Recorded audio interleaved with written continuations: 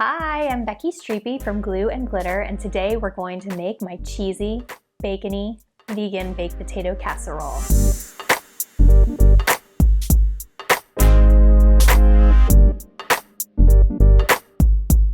Y'all, this recipe takes all of the deliciousness and fun of a loaded baked potato and converts it into a casserole that's a whole meal on its own. It's a combination of cooked and uncooked ingredients, so what you're gonna do is assemble everything and throw it in the oven, and then the baked potato toppings that wouldn't stand up to the heat of the oven, you can get those all prepped and ready to put on the table so everyone can top their baked potato casserole with whatever they want. Start by cooking your potatoes. You're going to boil these on the stovetop. Normally when I cook cubed potatoes for a recipe, I do them in the Instant Pot, but for this dish, you want it on the stovetop because you need all of that boiling water. That's because instead of cooking the broccoli that goes into this casserole separately, we are going to do my very favorite lazy cooking trick and cook it right in the colander. So while your potatoes are boiling, open up your can of white beans and drain those into the colander. And then on top of the white beans, put down your chopped broccoli. You want to chop that broccoli into pretty small pieces. That's key because bigger pieces won't cook enough with the boiling water from the cooking pot. So small pieces are very important. It's also important that the broccoli is on top of the beans because you want that boiling water to hit the broccoli florets first. The white beans come out of the can pretty soft, so they don't need a lot of heat to soften up. Once those potatoes are fork tender, take that pot of hot water and potatoes and just dump it right into the colander over the broccoli, and then use a spoon to stir it all together and make sure that you get the hot potatoes evenly incorporated.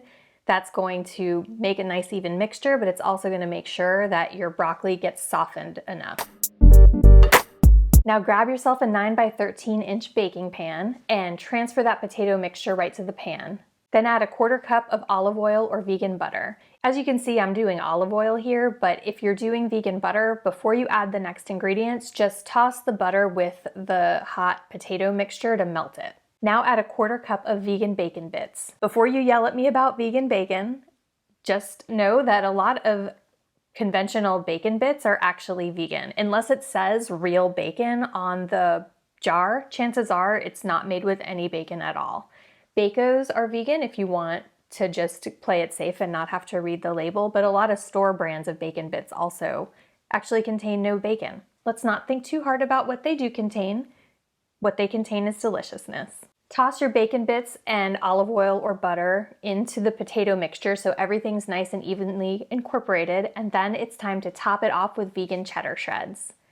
Definitely make sure you're choosing vegan shreds that melt well because this dish is all about that ooey gooey melted cheese on top. Toss your casserole into the oven, and while it is baking, you have plenty of time to get your toppings together. Let's talk about those toppings.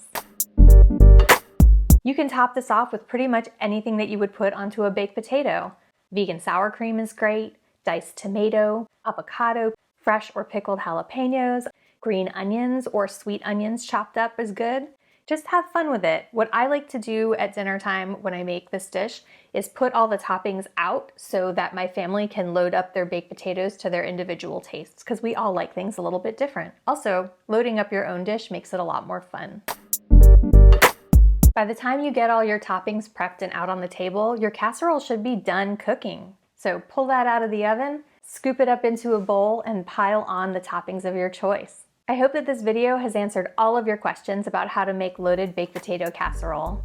If you have any questions that I didn't address, feel free to drop a comment. I'm always happy to help. And don't forget to rate and subscribe. Happy cooking!